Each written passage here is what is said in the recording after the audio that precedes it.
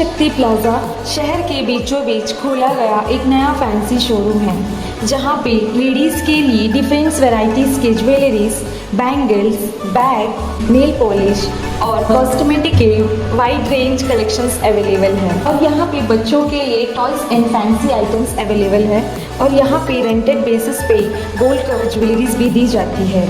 ओम शक्ति प्लाजा, अबोडीन बाजार, बाबू line near Ganesh temple.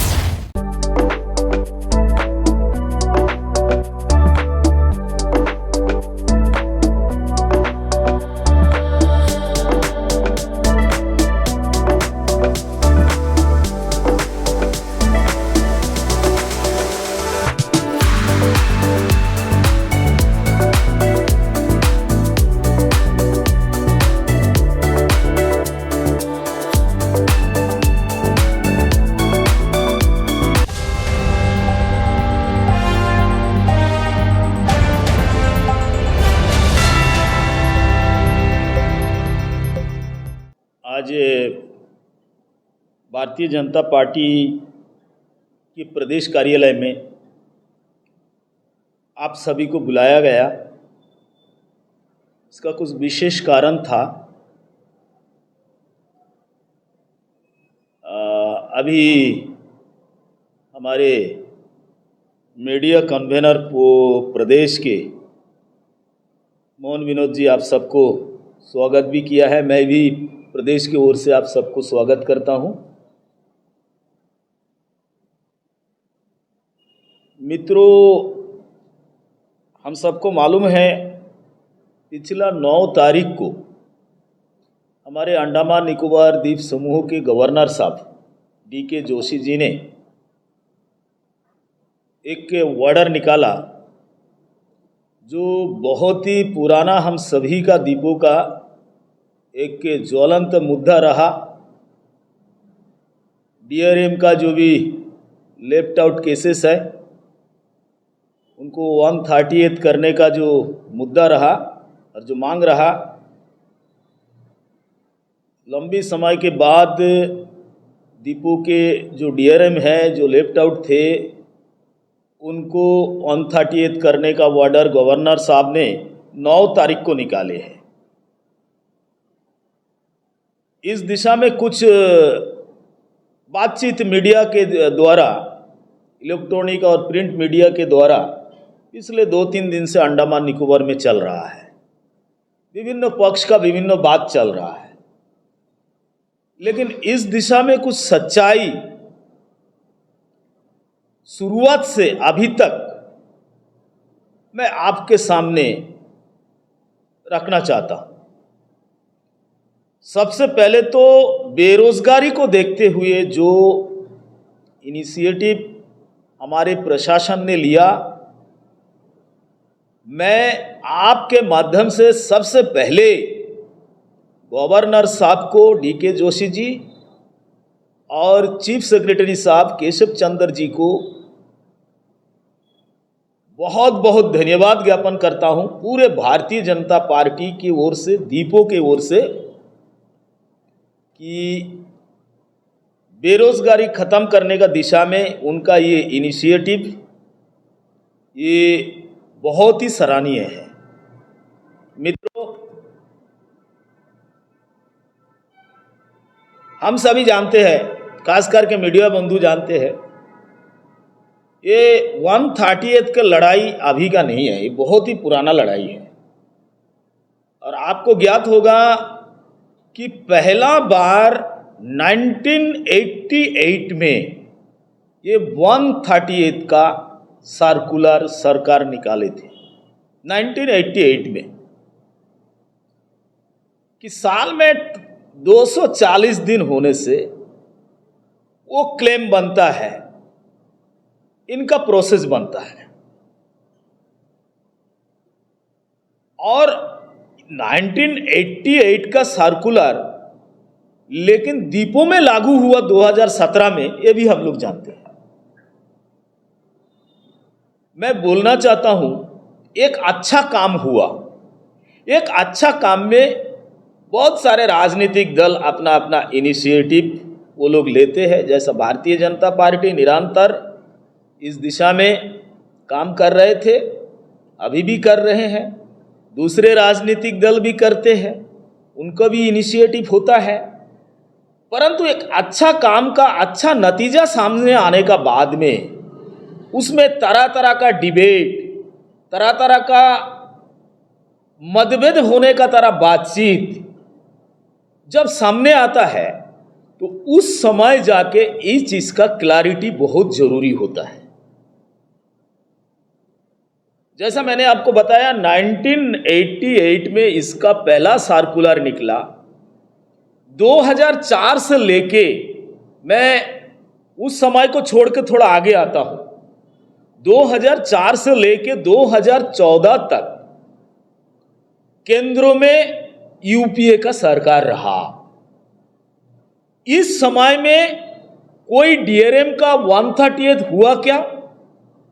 मैं आपका माध्यम से मैं ये सवाल करना चाहता हूं अंडमान निकोबार के, खास करके दूसरे जो राजनीतिक दल है, मैं उनसे ये मेरा सवाल है। 2004 से लेके 2014 तक के जो लंबी समय है, इस समय में कोई डीआरएम का 138 हुआ क्या? नहीं हुआ। इसका कब हुआ? 1988 में जो भी सरकार रहा, जिसका भी सरकार रहा, लेकिन सर्कुलर जो निकालते हैं वो सर्कुलर हम लोग सबका लिए होता है। भारतीय जनता पार्टी उसी सर्कुलर का मुताबिक जब सत्ता में 2014 में भारतीय जनता पार्टी का सरकार बनी, और भारतीय जनता पार्टी का सरकार बनने का बाद में हमारे द्वीपों के सांसद माननीय विष्णुपद राय जी, और उस समय हमारे भारतीय जनता पार्टी के प्रदेश अध्यक्ष माननीय विशाल जोली जी, और तमाम हमारे साथी, हमारे वरिष्ठ लोग इस दिशा में काम करना शुरू किया। और आप सभी जानते हैं 2017 में अंडमान निकोबार द्वीप समूह का गवर्नर जगदीश मुखी साहब जी थे, और जगदीश मुखी साहब जी का भी बहुत बड़ा देन इस पर है। और पार्टी निरंतर काम किया, और पहला बार 2017 में जितने भी डीआरएम का वैकेंट पोस्ट थे, वो वैकेंट पोस्ट का एगेनिस्ट में 138 करना शुरू हुआ और अपना सरकार किया है। अभी एक जैसा पिछला 9 तारीख को जो ऑर्डर आया है, गवर्नर साहब जी ने जो ऑर्डर किया है, खास करके एक नया बात सुनाई दे रहा है कि ये ऑर्डर जो है कोर्ट से हुआ है। इसका मतलब भारतीय जनता पार्टी कुछ भी काम करे, विपक्ष को वो बिल्कुल भी पसंद नहीं है। भारतीय जनता पार्टी का नाम मत ले, लेकिन सरकार का नाम ले, कम से कम सरकार बोले, ये आदत कम से कम विपक्ष बनाए, ये मेरा सोचना है। ये आदत कम से कम बनाए। भारतीय जनता पार्टी अपना जगह में क्या किया नहीं किया मैं आपको बोलने चाह रहा हूं, परंतु सरकार को ओवरटेक करके सरकार को भी बिल्कुल भी सिरों नहीं जाना है। वो कोर्ट ने किया है, ऐसा विपक्ष का कहना है। मैं अभी का कुछ बिंदु आपको मैं अवगत कराना चाहता हूं। अभी आप सभी को मालूम होगा कि मार्च महीना का 13 तारीख, 14 तारीख और 15 तारीख को अंडमान निकोबार का जो राज्य कर्मचारी जो महासंघ है, राज्य कर्मचारी महासंघ के ओर से एक प्रोटेस्ट, म्यूनिसिपल के जो हमारे डीआरएम है, अन्य जो डीआरएम है, उनको लेके एक बड़ा प्रोटेस्ट पोर्ट ब्लेयर में हुआ है। और उस प्रोटेस्ट में हमारे विष्णु जी भाग लिया, हमारे राष्ट्रीय कार्यकारिणी के सदस्य माननीय विशाल जोली जी ने भाग लिया, और उनका भाग लेना मेरा भाग लेना समान है। तुरंत हमारे माननीय विशाल जोली जी ने चीफ सेक्रेटरी साहब से उसी दिन उन्होंने बातचीत किया। बातचीत करके दोबारा फिर जो हमारे डीआरएम का मजदूर लोग थे उनका समक्ष जाके सारा विषय को उन्होंने रखा और अभी जाके उस समय चीफ सेक्रेटरी साहब का जो कमिटमेंट रहा, चीफ सेक्रेटरी साहब बहुत ही पॉजिटिवली ये काम को करने का एश्योर किया था। और उसके बाद अभी यानी कि मैं 8 मई का बात कर रहा हूं, 8 तारीख को फिर से एक बार हमारे माननीय विशाल जोली जी ने गवर्नर साहब से मुलाकात किया, इस दिशा में बातचीत किया, आप सभी को मालूम है। और गवर्नर साहब से बातचीत करने के बाद में 9 तारीख को तुरंत इसका ऑर्डर होता है, जो भी लेफ्ट आउट डीआरएम का पोस्ट है उनको 138 करने के लिए ये ऑर्डर होता है।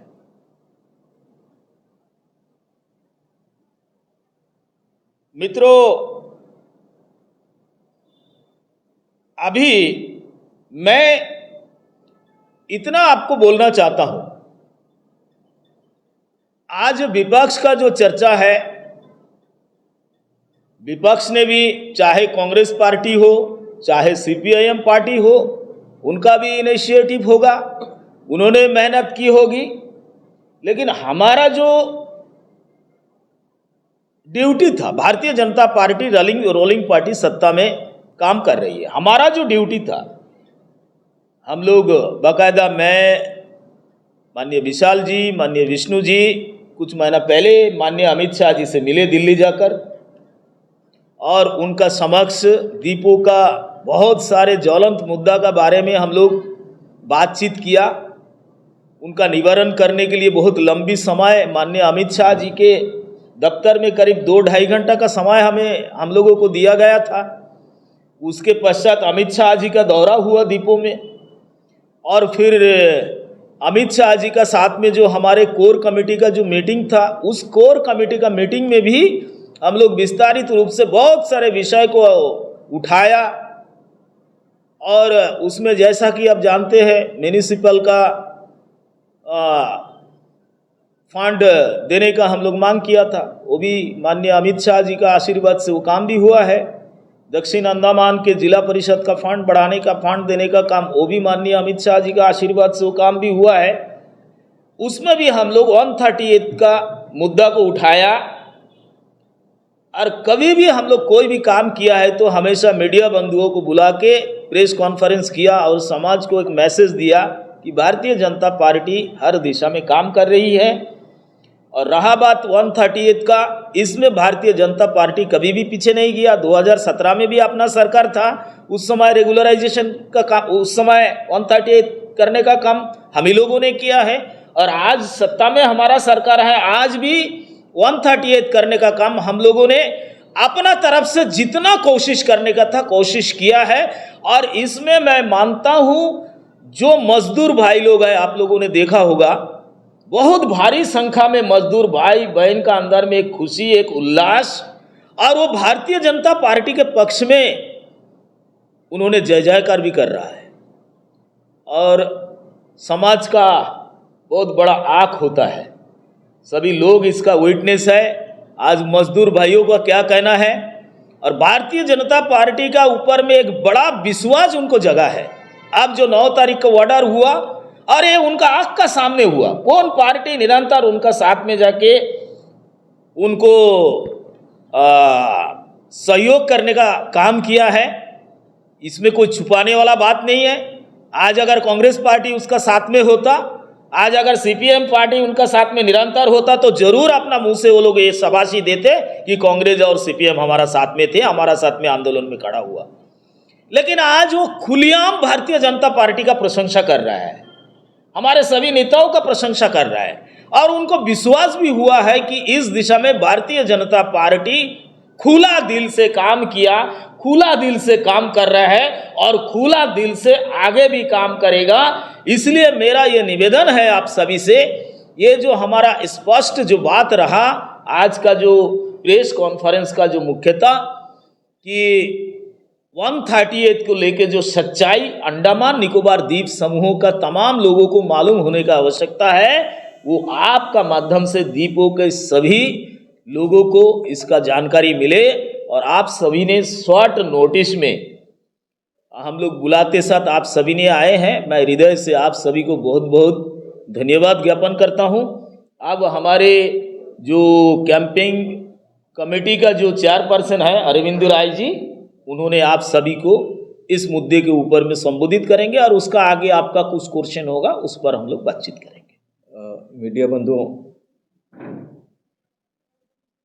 मैं पॉइंट में आने से पहले सबसे पहले हमारे देश के प्रधानमंत्री श्री नरेंद्र मोदी जी, होम मिनिस्टर श्री अमित शाह जी, अंडमान निकोबार के उपराज्यपाल श्री D.K. जोशी जी, मुख्य सचिव केशव चंद्र जी, उनको धन्यवाद देना चाहूँगा कि इतने वर्षों के बाद में अंडमान निकोबार आइलैंड का जो मजदूर वर्ग है, जो कामगार वर्ग है, उनके बीच में एक खुशी का लहर दौड़ा है। हमारे अध्यक्ष श्री अजय बैरागी जी ने आपको एकदम विस्तार से बताया कि किस तरीक़ा से कितने संघर्ष के बाद में ये जो 1/3 का जो मामला है, जो डेली लोग काम करते थे उनको 1/3 किया गया।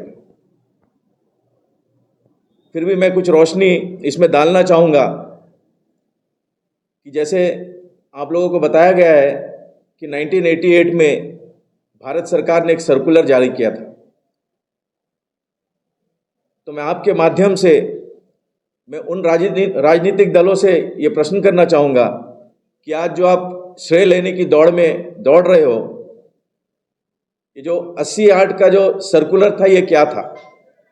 उसमें एकदम क्लियर कट बताया गया था कि कोई भी मजदूर as a daily rated non stop 240 days cover कर लेता है तो हकदार हो जाता है कि उस डिपार्टमेंट में कंटिन्यू करने का।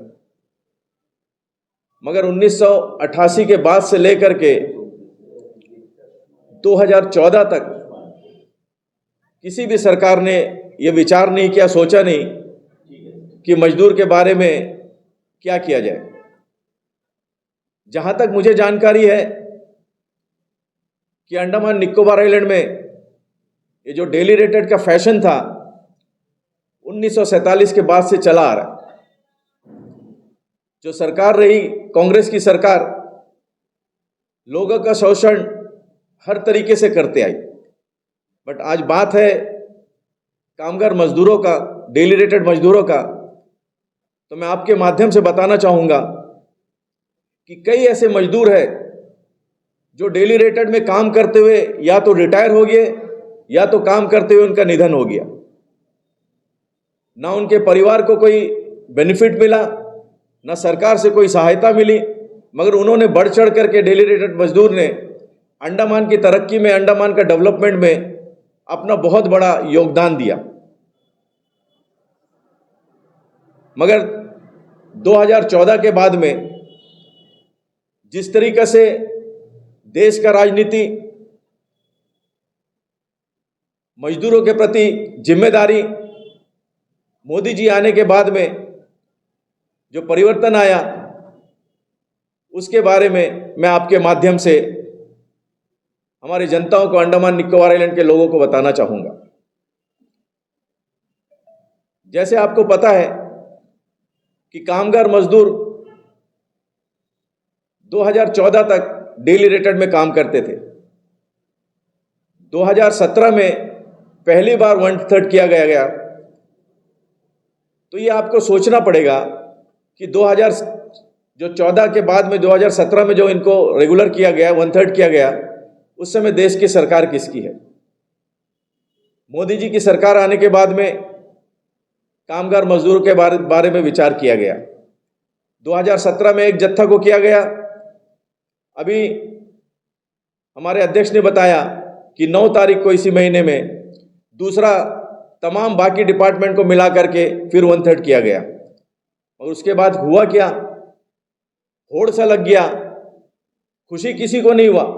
जो अपने आप को मजदूरों की पार्टी बताते हैं, जो अपने आप को किसान की पार्टी बताते हैं, ना उनमें खुशी का लहर दौड़ा, ना किसी अन्य पार्टी में खुशी का लहर दौड़ा। बस उनका कोशिश ये होता गया कि किस तरीक़ा से मजदूरों को मिसगाइड करके, उनको रास्ता भटका करके कुछ ऐसा करे जैसे रोक दिया जाए। मुझे ज्ञात है आज से 25 साल पहले मेरिन डिपार्टमेंट में कुछ लोग कॉन्ट्रैक्ट बेसिस में काम करते थे। उस समय मजदूरों ने आंदोलन किया, वो पूरा मजदूरों का आंदोलन था, किसी राजनीतिक दल का आंदोलन नहीं था। उस समय का प्रशासन को उनके सामने में झुकना पड़ा। प्रशासन झुकने के बाद में बोला ठीक है कि मैं भाई मेरिन के जो मजदूर हैं उनको रेगुलर कर देता हूं। उस समय यही INTUC जो कांग्रेस का ट्रेड यूनियन विंग है,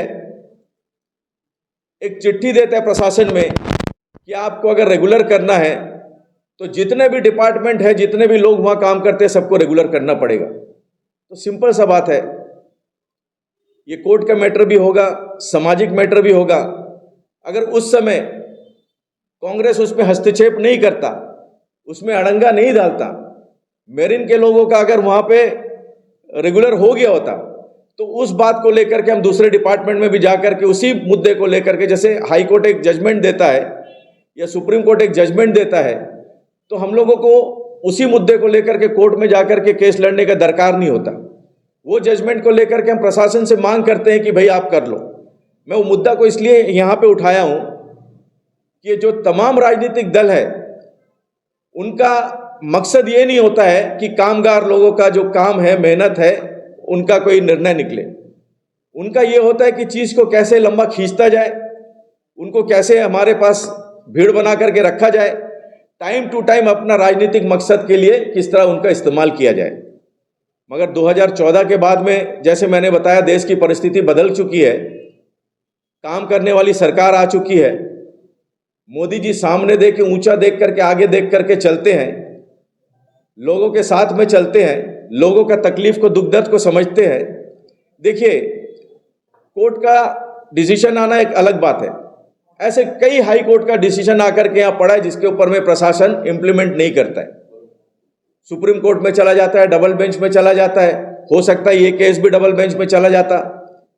मगर हमारे पार्टी के नेताओं ने, जैसे हमारे अध्यक्ष श्री अजय बैरागी जी ने बताया कि विशाल जी, अजय जी, ये जब मुख्य भूमि के दौरे पे थे, होम मिनिस्टर से बातचीत हुआ। होम मिनिस्टर से बात होने के बाद में प्रधानमंत्री के पास में बात को पहुंचाया गया। फिर उनका बात हमारे प्रशासन के साथ में हुआ। उसी के बीच में हमारे जो कामगार यूनियन है, मजदूर संघ है, राज्य कर्मचारी महासंघ है, PWD में जो हमारा यूनियन है, म्युनिसिपल में जो हमारा यूनियन है, इन्होंने एक बहुत बड़ा धरना अभी कुछ महीने पहले किया। तो ये देख करके प्रशासन को मानना पड़ा, क्योंकि देखिए हमारा एक डेमोक्रेटिक सेटअप है, डेमोक्रेटिक कंट्री है। प्रशासन वही करता है जो मजदूर मांग करता है, डेमोक्रेटिक तरीके से। हमारे नेताओं ने बहुत खूबसूरती से प्रशासन के सामने रखा। 2017 में जिस तरीके से उन लोगों ने 1/3 किया, उसको आकर के फिर दोबारा 2023 में बाकी लोगों को करना पड़ा। इनका श्रेय दूसरे लोग लेने की कोशिश कर रहे हैं, तो कोई उसमें परेशानी नहीं है। हमारा काम है काम करना, हम काम करके जाते हैं। तो दोस्तों, ये बात तो हो गया 1/3 का। आप लोगों के माध्यम से मैं तमाम जनता को और मजदूर वर्ग को बताना चाहूँगा, और अब तक मेरे ख्याल से आप समझ चुके होंगे कि कैसे काम होता है। सरकार जिसकी है, अब इतना बड़ा फाइनेंशियली डिसीजन अगर हमारा गवर्नर साहब को लेना है, तो बिना प्रधानमंत्री से, बिना हमारा होम मिनिस्टर से बात करे, बिना उनका कंसर्न्स लिए नहीं हो सकता है। तो ये हमारा सरकार का रजामंदी था कि इन लोगों को 1/3 दिया जाए। अगर मोदी जी ये नहीं चाहते, बोल देते सुप्रीम कोर्ट चले जाओ। मगर हमारा जो सरकार है, हमेशा मजदूरों के साथ में रह करके चला है। अभी इसके बाद में मैं बाद में आऊँगा, मगर सबसे पहला मैं खंडन करना चाहूँगा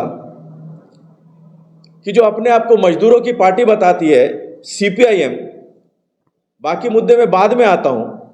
देखिए, ये जो बैनर और पोस्टर लगा है वो भारतीय जनता पार्टी के लोगों ने नहीं लगाया है। जैसे अजय दादा ने बताया कि तमाम मजदूर खुशी से लड्डू लेकर के भारतीय जनता पार्टी के ऑफिस में आ गए, गले मिल रहे हैं, खुशी मना रहे हैं कि भाई हमारा इतना बड़ा रुका हुआ काम हुआ, हमारे बच्चे अच्छे तरीके से पढ़ेंगे लिखेंगे, हमें फाइनेंशियल असिस्टेंस मिला है। वो खुशी मना रहे हैं। खुशी से उन लोगों ने पोस्टर लगाया जिसमें मोदी जी का भी फोटो लगाया। मोदी जी का क्यों ना लगाएं? क्या परेशानी है बाकी राजनीतिक दलों को मोदी जी के पोस्टर लगने से? मगर सीपीएम के एक लोगों ने ऐसे बयान दिया, मैं उसको दोहराना चाहूंगा। दोहराना इसलिए मैं चाहूंगा कि देश की जनता इस बात को समझे। एक वक्ता वहां पे कहता है प्रेस कॉन्फ्रेंस में कि मोदी जी का फोटो का पोस्टर का जरूरत क्या है? क्या ये मजदूर आईएएस लेवल के होंगे? क्या आईएएस ऑफिसर होंगे?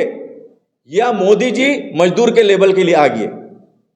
ये बड़ा दुखद और दुख पहुंचाने वाला बयान है। देखिए, देश का विकास, देश का विस्तार जिस तरीके से आईएएस करता है, उससे और या उससे ज्यादा एक मजदूर का हाथ होता है।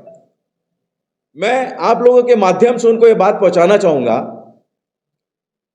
मोदी जी हमेशा जमीन में ही रहे हैं, जमीन से उठ करके देश के प्रधानमंत्री बने हैं। उनका जितना साथ आईएएस के साथ है, उससे ज्यादा साथ हमारे मजदूरों के साथ में है। आप लोगों ने देखा होगा कि देश का ऐसा पहला प्रधानमंत्री था जिसने मजदूर का पैर को धोया। 1947 के बाद में मैं पूछना चाहूंगा कि एक प्रधानमंत्री का नाम बताइए जिन्होंने देश के मजदूर का पैर को धोया हो। हम देख रहे हैं आज तक बाप की उम्र का, दादा का उम्र का जाकर के राहुल गांधी का पैर छूता है, मगर मोदी जी का कोई पैर छूने आने से पहले माता और बहनों के पैर में जाकर के हाथ जोड़ के, ये हम सब देखते हैं, आप भी देखते होंगे। ये बड़ा दुर्भाग्यपूर्ण है कि सिर्फ होड़ लेने के लिए, अपना राजनीतिक रोटी सेकने के लिए पॉलिटिकल पार्टी अपने आप को इतना गिरा देती है। तो इसका मैं खंडन करता हूं कि कोई बड़ा छोटा नहीं होता, काम से बड़ा छोटा नहीं होता, हम सब एक हैं। तो ये मुद्दा हो गया सर, हम लोगों का जो 1/3 का था। उसी के बीच में कांग्रेस ने भी अपना प्रेस कॉन्फ्रेंस किया। मुद्दा तो उनका बहुत कम था, मगर खिसियानी बिल्ली जो खंबा नोचती है, मुझे ज्यादा वो नजर आया कि जैसे वो प्रेस कॉन्फ्रेंस चिढ़ करके किया गया हो। कांग्रेस के अध्यक्ष ने बार बार बोला, हम लोगों ने आंदोलन किया, हमने आंदोलन किया, मैंने आंदोलन किया। मुझे जहां तक याद है, जब से हमारे अध्यक्ष जो कांग्रेस के रंगलाल जी आए हैं, पहले तो आंदोलन होते ही नहीं था। कुलदीप जितने दिन अध्यक्ष रहा पार्टी का, कभी ना सोनिया गांधी के लिए आंदोलन किया, ना राहुल गांधी के लिए आंदोलन किया, ना अपने लिए आंदोलन किया, ना जनता के लिए आंदोलन किया। किसी मुद्दे पे आंदोलन नहीं किया। 2004 में सुनामी आया, वो कहीं और गैप था। कोरोना आया, वो यहाँ पे था नहीं था। आज पानी का समस्या, कोई भी समस्या के समय में वो दिखाई नहीं देता था। हाँ, रंगलाल ने और उनके मीडिया चेयरपर्सन ने आंदोलन किया, मगर क्या आंदोलन किया वो आपको समझने का जरूरत है। नेशनल हेराल्ड केस आप लोगों को मालूम होगा। नेशनल हेराल्ड केस में बार बार सोनिया गांधी को बुलाया जाता था ईडी के द्वारा, राहुल गांधी को बुलाया जाता था। तब कांग्रेस पार्टी ने रोड में उतर करके आंदोलन किया कि ईडी क्यों बुलाती है, सीबीआई क्यों बुलाता है, केस उनके ऊपर में क्यों चलता है। नेशनल हेराल्ड केस में उनको जमानत में बाहर आना पड़ा। तब कांग्रेस ने पार्टी ने आंदोलन किया सोनिया गांधी जी के लिए और राहुल गांधी जी के लिए। उसके बाद में आया जो अभी जजमेंट हुआ, कन्विक्शन हुआ राहुल गांधी को, तब सत्याग्रह किया। सत्याग्रह तो देखिए हम लोग हिस्ट्री में पढ़े हैं, जानते हैं कि देश की आज़ादी के लिए सत्याग्रह किया गया था, महात्मा गांधी ने किया था। मगर ये पहली बार वही कांग्रेस जो देश की आज़ादी के लिए लड़ने वाली कांग्रेस अपने आप को बोलती है। वैसे आज़ादी के लिए तो वो नहीं लड़े, आज़ादी के लिए नेताजी सुभाष चंद्र बोस लड़े, शहीद भगत सिंह, सुखदेव, राजगुरु लड़े, ऐसे तमाम नेता जिनके नाम कांग्रेस ने इतिहास से मिटा करके रखा है वो लड़े। मगर अपने आप को जो राजनीतिक देश की आज़ादी के लिए लड़ाई के लड़ने वाली पार्टी बताती है, वो सत्याग्रह को लेकर के पहली बार करप्शन को छुपाने के लिए, भ्रष्टाचार को छुपाने के लिए पहली बार रोड में उतर के आई। तो ये आपको समझना पड़ेगा कि ये कांग्रेस किस दशा में जा रही है और इनका जो हाल है क्या हाल है। तो दूसरा बात उन्होंने बोला, बार बार हम सुनते हैं कि मोदी जी ने एयरपोर्ट भेज दिया, मोदी जी ने रेलवे भेज दिया। तो मैं दो छोटा सा पॉइंट, क्योंकि देखिए पॉइंट उनका जो जवाब है, आज जो हम लोगों ने प्रेस कॉन्फ्रेंस किया है, तो छोटा सा जवाब उनको देना होगा। ये जो रेलवे वाला मामला है, ये आज आपके हाथ में पूरा इन्फॉर्मेशन रहता है, तो इसमें कोई छुपाने वाली बात नहीं है। तो ये रेलवे वाला जो मामला है, एक IRCTC एक संस्था है, इसका एस्टेब्लिशमेंट हुआ है 1999 में। 1999 में मेरे ख्याल से बीजेपी का सरकार नहीं था। ये 1999 में जो एस्टेब्लिश होने के बाद में ये संस्था चलती थी, जिनका रेलवे देखरेख करता था, तकरीबन 20 करोड़ का मुनाफा ये दिखाया करती थी। मगर 2014 आने के बाद में मोदी जी ने निर्णय लिया, देश गरीब के साथ में बिजनेस वर्क में भी बढ़ता गया, हमारा GDP भी बढ़ता गया, हमारे देश के बड़े बड़े बिजनेसमैन भी अपने आप में बढ़ते गए। तब IRTC के साथ में साझा करके बाकी का प्राइवेट कंपनी ने काम किया, जिसका मुनाफा अभी 20,000 करोड़ में जा रहा है।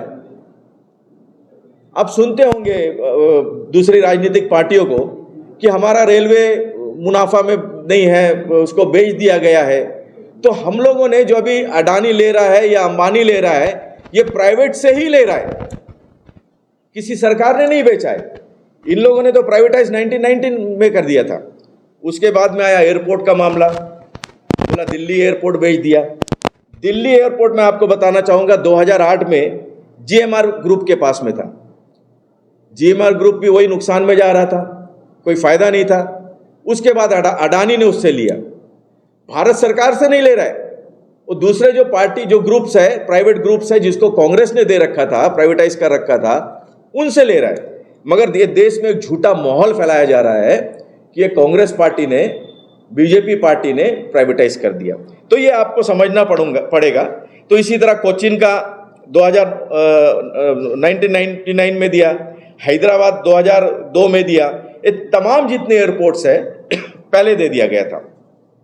उसके बाद भास्कर जी ने बोला, जैसे अभी कैम्बल बे का जो प्रोजेक्ट आ रहा है, भारतीय जनता पार्टी ला रही है, जिसमें हमारे नेता विशाल जी ने बोला कि सिक्योरिटी का मामला है।